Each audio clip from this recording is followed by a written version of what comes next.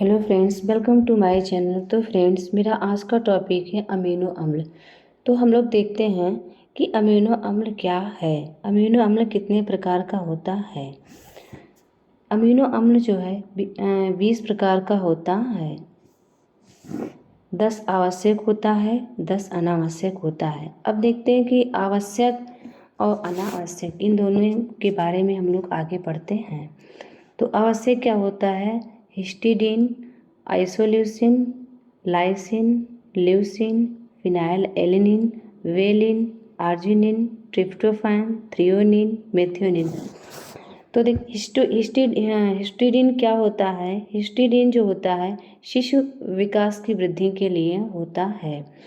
और isoleucine, lysine lysine क्या होता है? जो हमारे अनाज में इसकी कमी पाई जाती है। Leucine, phenyl alanine, valine, arginine. Arginine क्या होता है? ये किसके लिए आवश्यक होता है? आर्जिनिन जो होता है किशोर को ज़रूरत यानी परंतु प्रौढ़ को नहीं होती है। और ट्रिप्टोफैन, थ्रियोनिन, मेथियोनिन ये तीनों क्या होते हैं? इन तीनों को हमारे दाल में आवश्यकता नहीं पड़ती है, इसलिए ये नाम मात्र के पाए जाते हैं। और ये भी खूब है, पूछा जाता है कि आर्जिनिन कड़वा होता है कि मीठा होता है। तो आर्जिनिन जो होता है कड़वा होता है और ट्रिप्टोफैन जो होता है मीठा होता है।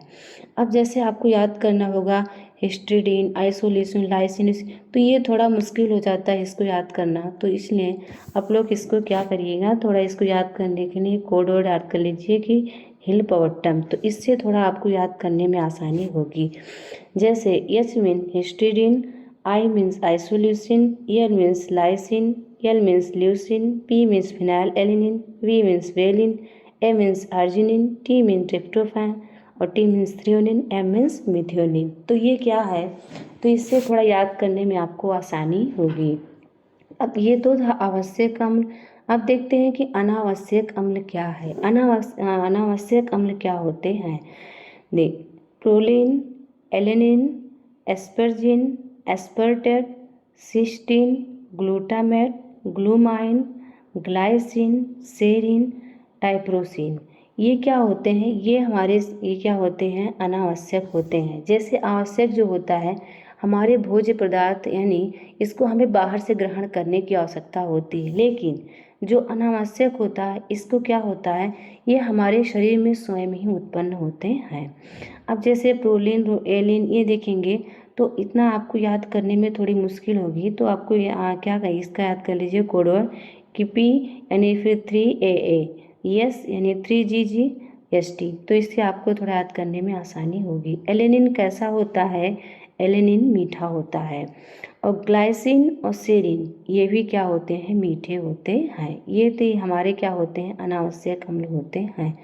अब देखते हैं कि अर्ध आवश्यक अम्ल। अर्ध आवश्यक अम्ल क्या होते हैं? Histidine, arginine. हिस्टिडीन जो हमने बताया कि भी शिशु विकास की वृद्धि के लिए आवश्यक होते हैं।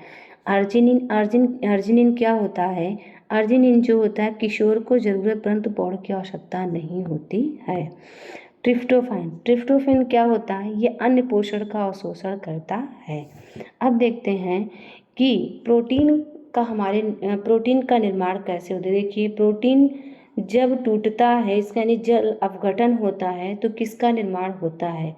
प्रोटीन जब ये टूटा यानी जल अपघटन होता है तो अमीनो एसिड बनता है। अमीनो एसिड किससे जुड़े होते हैं? तो अमीनो एसिड जो किससे जुड़े होते हैं? पेप्टाइड बॉन्ड से। यानी फिर ये भी पूछा जाता है कि प्रोटीन का अंतिम उत्पाद क्या होता है? तो प्रोटीन का जो है अंतिम उत्पाद क्या होता है? Amino acid. नोट कर लीजिए कि ये भी खूब पूछा जाता है कि प्रोटीन की लघुत्तम इकाई क्या है? प्रोटीन की सरलतम इकाई या प्रोटीन की सबसे छोटी इकाई या प्रोटीन के आधारीय स्तंभ, ये सब क्या है? ये सब जो है अमीनो एसिड ही हैं। सब एक ही, चाहे वो लघुत्तम पूछे, चाहे सरलतम बोले, चाहे सबसे छोटी इकाई, चाहे आधारीय स्तंभ, ये सब क्या है? अमीनो एसिड ही हैं। तो हमने देखा कि अमीनो अम्ल, तो अमीनो अम्ल में देखा कि आवश्यक, अनावश्यक यानी अर्ध आवश्यक। तो ये था amino acid. Thank you for watching my video.